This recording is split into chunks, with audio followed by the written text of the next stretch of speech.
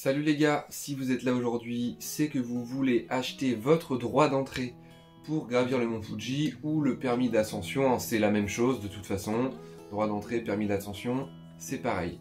Le fameux sésame qui coûtait 0 € il y a encore 2-3 ans, il n'y avait pas besoin en fait de permis. Il y a un an, 2000 yens et maintenant 4000 yens. Donc 4000 yens aujourd'hui avec le taux du yen, ça fait 22 €. On est en juillet 2025, donc peut-être que vous, si vous regardez cette vidéo dans 1 an, 2 ans, 5 ans, le cours du yen aura bien changé et sera supérieur à l'euro. Donc tout dépend un petit peu du cours du yen pour le prix, mais en soi c'est 4000 yens. Pour acheter ce fameux permis, ne vous en faites pas, on va le faire ensemble. J'ai enregistré mon téléphone, parce qu'il y aura besoin du coup d'un téléphone, d'une connexion internet, télécharger une application, mais en soi, rien de bien compliqué. Voilà, donc là, on se retrouve sur mon téléphone. On aura besoin d'ouvrir une page internet et on va taper dans la barre de recherche Fuji. Bah là, on voit déjà le truc, hein. Fuji Climbing, voilà. Et on va sur le premier lien. Vous voyez, c'est écrit en japonais. Ne vous en faites pas, c'est pas très compliqué. De toute façon, le site est totalement traduit en anglais, puis maintenant avec l'outil Google on peut traduire en français assez facilement, hein, vous en faites pas.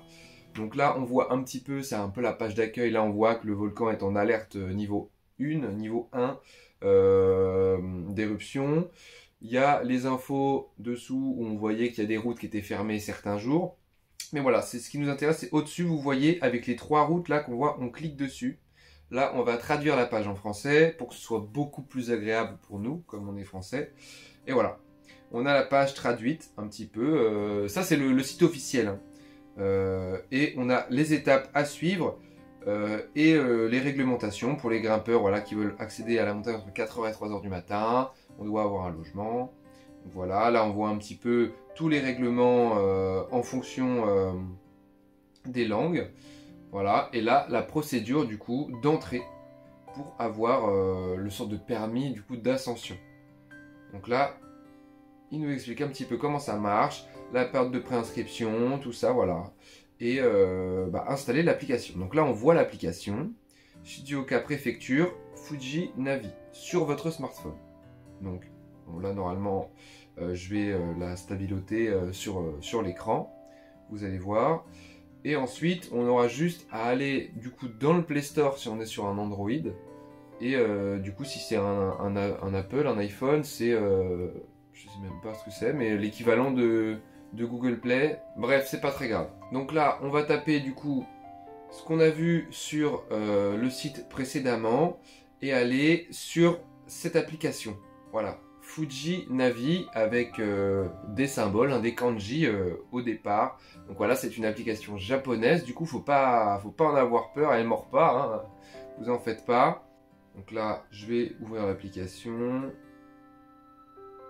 Donc moi, forcément, j'ai déjà payé mon droit d'entrée. Donc bon, là, je vais flouter le QR code, hein, du coup, mais c'est un QR code ici. Et on voit que c'est en gros mon permis d'ascension, hein, mon droit de passage de nuit. Du coup, dans les détails, on voit bien sûr les dates, tout ça, machin. Alors attention, des petites infos que je vais vous donner là. Si jamais vous partez en groupe, nous on partait en groupe de 6. Donc en partant en groupe de 6, on peut faire un paiement tout groupé. Voilà, tout groupé, tous ensemble. Là en même temps, tu as l'application qui défile, hein, je vous montre un petit peu.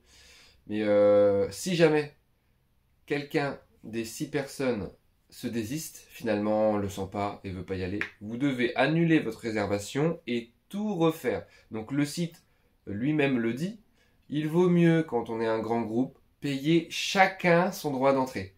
Un à un. Si vous êtes 6 droits d'entrée. Parce que si vous faites une commande de 6 personnes, vraiment il y en a un qui part, il faut tout refaire. Et puis si jamais c'est la veille pour le lendemain, peut-être que les places seront plus difficiles à obtenir, on ne sait pas. Sachant qu'il y a 4000 places par jour, 3000 en résa et 1000 sur place directement, mais du coup il faut se lever un peu plus tôt, c'est un petit peu chiant. Bref, sinon, imaginez vous vous trompez de date, voilà, vous voulez partir le 1er septembre, vous mettez le 10, je sais pas, voilà, vous êtes trompé. Une fois que vous avez tout passé, tout payé, vous pouvez modifier gratuitement et à volonté votre ticket et ça modifie celui de tout le monde. Si jamais moi je modifie la réservation des 6, si jamais là je l'ai fait d'ailleurs, j'ai fait du coup une réservation pour 6 personnes, j'ai édité les billets, du coup, parce que je m'étais trompé de date, ça a modifié tous les billets de tout le monde alors qu'on n'est pas au même endroit dans la France, hein, donc on n'était pas juste à côté, ça a tout modifié instantanément, donc faut pas s'en faire. Si jamais on prend le 1er septembre, le ticket est valide du 1er septembre midi jusqu'au 2 septembre midi, quand on fait l'ascension de nuit. C'est ce que moi j'ai choisi de faire. Quand on fait l'ascension à la journée, c'est simple, c'est à la journée. Si tu veux monter, je sais pas, le 1er septembre par exemple, tu veux partir à 8h, et bah tu pars à 8h. Voilà, tu le fais à la journée, tranquille. Sachant que du coup il y a des périodes, rappelez-vous, entre 14h et 3h du matin, on ne peut pas gravir le mont Fuji sans avoir de réservation de refuge en hauteur. On ne peut pas le faire. Voilà. Sauf si on a du coup une réservation qui est sur un autre site, tout ça c'est compliqué. Mais j'ai fait une autre vidéo, je vous invite à aller la voir. Bref, du coup pour payer, comment on fait? Bon là du coup je vais pas non plus payer avec vous. Parce que moi j'ai déjà payé mon ticket. Mais du coup il faut sélectionner le nombre de personnes que l'on est. Donc soit vous faites, comme j'ai dit, en groupe, soit individuellement. Voilà, simple. Le site est en anglais, du coup, mais on peut traduire, enfin l'application même est en anglais, mais on peut traduire en français grâce à Google. Aujourd'hui, on est en 2025, normalement on peut traduire.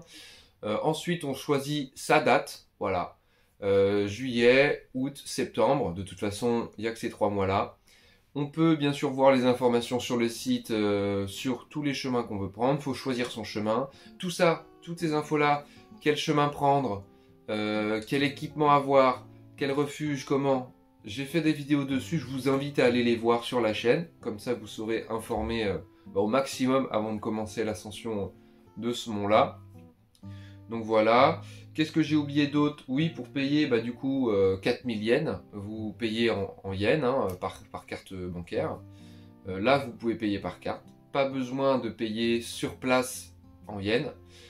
Vous avez du coup ensuite des petits questionnaires à répondre. Un peu de cours, on va dire. Voilà, vous devez lire un petit peu des règles de sécurité, des consignes. Ensuite, 5 questions QCM en anglais à répondre. Mais bateau, si jamais vous vous trompez, vous recommencez. Jusqu'à ce que vous ayez 5 sur 5. Et ensuite, vous avez votre précieux QR code qui vous est transmis pour pouvoir gravir le mont Fuji le jour de l'ascension. Voilà. Et une fois que vous avez ce QR code, vous le montrerez comme à une entrée de parc d'attractions, on va dire quoi. Hein. Tu montres ton QR code et tu peux monter. Voilà. Donc n'oubliez pas, si jamais le nombre de personnes est modifié, vous devez annuler et refaire. Parce que si vous vous pointez en bas avec un ticket pour 6 personnes, en gros, et que vous êtes que 5, ça marchera pas. Parce que le comptage sera mauvais, sera pas bon. En plus, vous prenez la place de quelqu'un. Maintenant, les places sont limitées depuis peu de temps là, mais voilà, tout a changé en fait en 2 ans là. Avant, on pouvait vraiment monter comme ça, on s'en fout, de jour comme de nuit, sans limite de personnes. Mais c'est trop pollué, il y a trop de personnes, c'est trop le bordel, donc ils ont décidé de restreindre. Et année par année, c'est de plus en plus restreint. Voilà. Donc si ça se trouve, cette vidéo là fonctionne plus dans quelques années, ne fonctionnera plus. Mais pour le moment, en tout cas, c'est comme ça que ça fonctionne. Donc si jamais vous voulez le gravir là, par exemple en 2025, voilà, c'est vraiment comme ça que ça marche. Je pense que l'année prochaine, 2026, ça restera en vigueur ces normes-là, ça restera à peu près la même chose. Mais voilà. Maintenant que vous avez toutes ces connaissances-là, à vous de jouer et puis bon courage hein, pour votre ascension.